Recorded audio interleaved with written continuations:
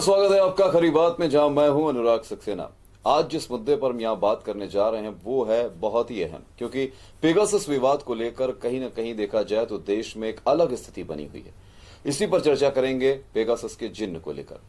Pegasus जासूसी विवाद का जिन्न केंद्र सरकार का पीछा नहीं छोड़ रहा। इसे लेकर संसद से लेकर सड़क तक विपक्षी पार्टियों का जबरदस्त हंगामा जारी है।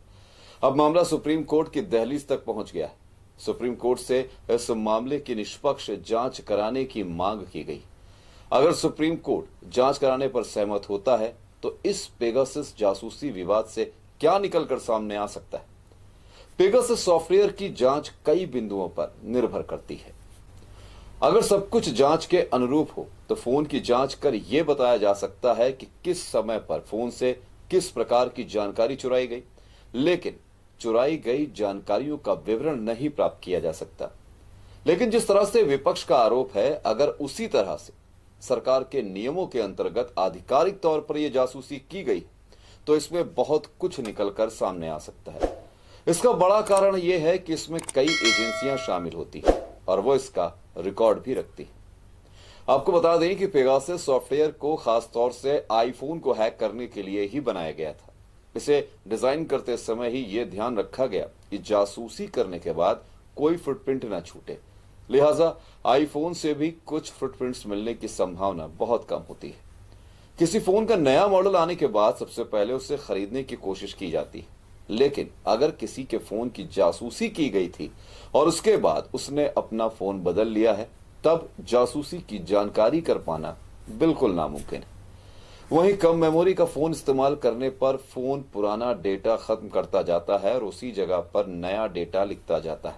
इसलिए अगर पेगासस जासूसी होने की जानकारी बाद में इसकी जांच की जाती है, तब भी चुराई गई जानकारी का पता कर पाना बेहद मुश्किल हो जाता है।